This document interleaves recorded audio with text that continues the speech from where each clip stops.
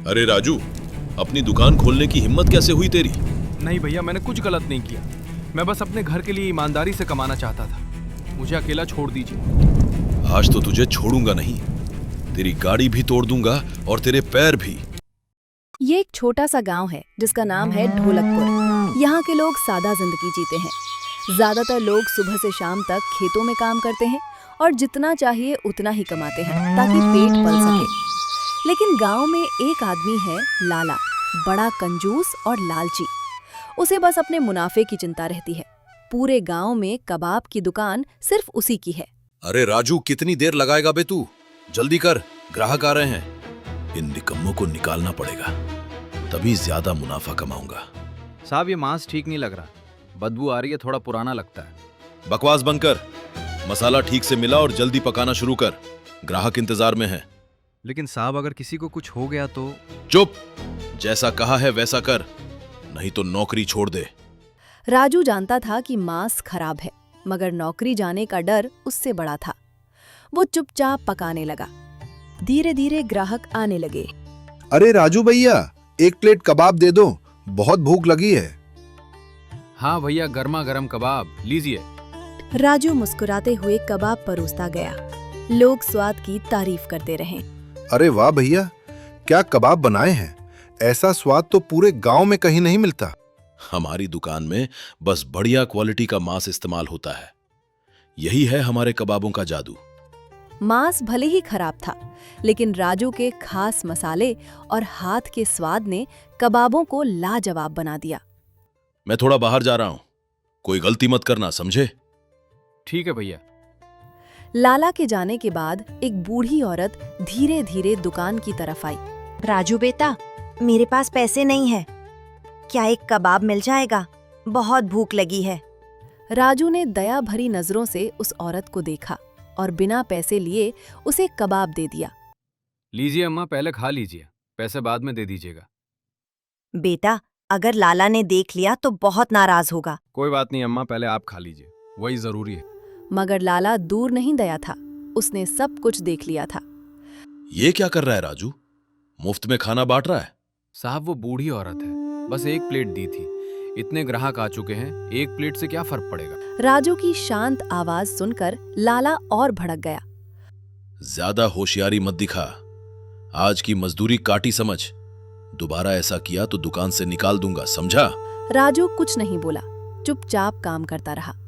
रात तक कबाब बनाकर उसने दुकान बंद की।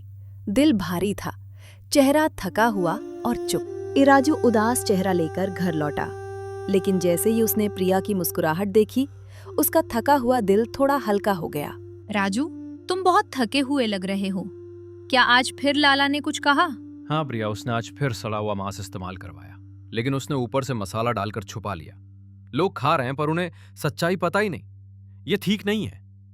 तभी बात करते करते राजू की माँ राधा आ गई। अरे बेटा, ये तो पाप है, तू अब भी उसके लिए काम क्यों करता है? अपनी खुद की दुकान खोल ले। राजू कुछ देर चुप रहा, गहराई से सोचने लगा, फिर धीरे से बोला। अम्मा, लाला बहुत निर्दयी आदमी है, उसे किसी से मुकाबला पसंद नहीं। जो उसके खिलाफ जाता है उसे वो बर्बाद कर देता है।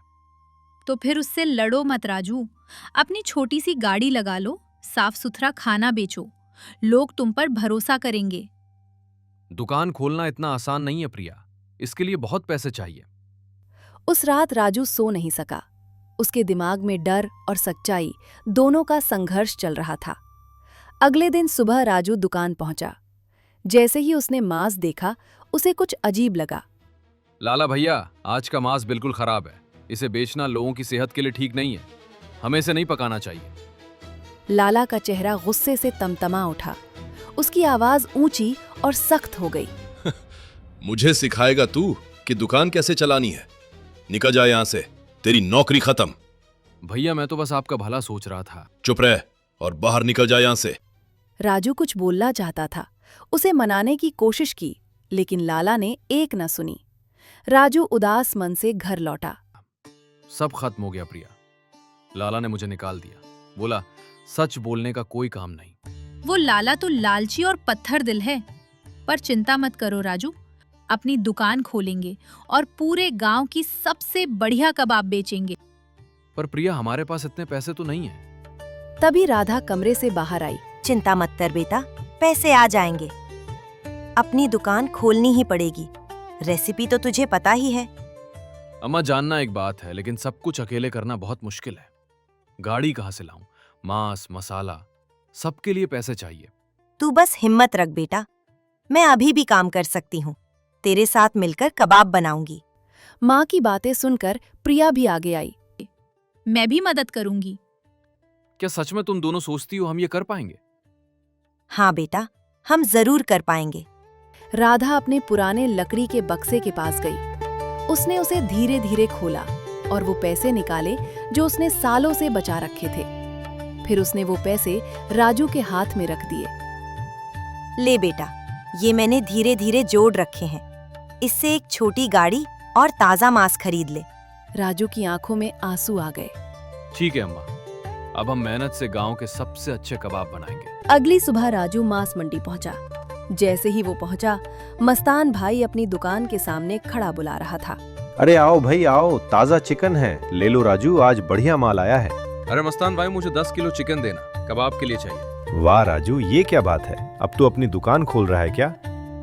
हाँ भैया, कल ओपनिंग है। ये लो ताजा चिकन, और तेरे लिए थोड़ा सस्ता भी। राजू ने शुक्रिया कहा, मांस लेकर वापस घर चला गया।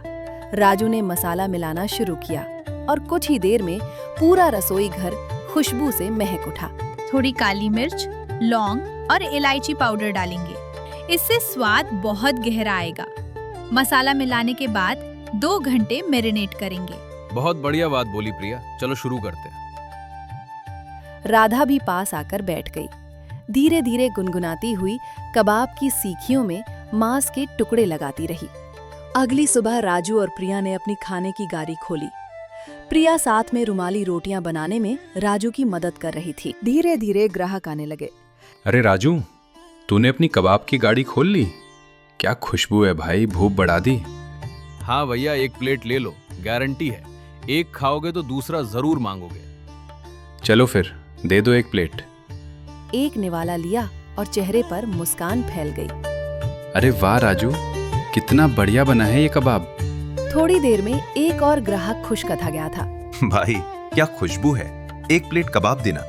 राजू के एक और सूंघते हुए वहां आ गया। धीरे धीरे राजू की गाड़ी के पास भीड़ लगने लगी। दूर से लाला सब देख रहा था। वो बस जलन और गुस्से से चीखने को था, क्योंकि राजू ने उसके ग्राहक छीन लिए थे। उस रात गांव में जबरदस्त तूफान आया। हवा तेज चल रही थी। प्रिया, तुम घर जाओ, मैं खाना समेट कर गाड़ी बंद कर देता हूँ। ठीक है राजू, जल्दी आना। प्रिया जल्दी से घर चली गई, लेकिन राजू काम पूरा करने के लिए वहीं रह गया। तभी उसने देखा अंधेरे में कुछ लोग उसकी तरफ आते दिखे। अरे राजू, अपनी दुकान खोलने की हिम्मत कैसे हुई तेरी? तूने मुझे धोखा दिया है, तूने मेरे ग्राहक छीन लिए। नहीं भैया, मैंने कुछ गलत नहीं किया। मैं बस अपने घर के लिए ईमानदारी से कमाना चाहता था। मुझे अकेला छोड़ दीजिए। आज तो तुझे छोड़ूंगा नहीं, तेरी गाड़ी भी तोड़ दूंगा और तेरे पैर भी। राजू भागने लगा और लाला अपने आदमियों के साथ पीछे भागता रहा। राजू एक बड़े पेड़ के नीचे पहुंचा, जहां कुछ गांव वाले बारिश से बचने के लिए खड़े थे। बचाइए, लाला और उसके आदमी मुझे मारने आ रहे हैं। लाला, तू राजू के पीछे क्यों भाग रहा है? उसने तेरा क्या बिगाड़ा है? शर्म कर लाला, राजू मेहनत से काम करता है, साफ सुथरा खाना बेचता है। उसकी तरक्की से जलन क्यों हो रही है तुझे? नहीं, मैं तो बस बात करने आया था, मारने नहीं। अगर बात करने आया था तो हाथ में तलवार क्यों है तेरे? गांव वालों ने लाला को रोक लिया और उसे जोर का सबक सिखाया। कल से तेरी दुकान बंद रहेगी लाला। तू बासी मांस बेचकर लोगों की जान से खेलता रहा है। अब गांव में तेरा कबाब कोई नहीं खरीदेगा। अगले दिन सुबह सूरज गांव पर फिर से मुस्कुराया। राजू ने अपनी गाड़ी दोबारा लगाई।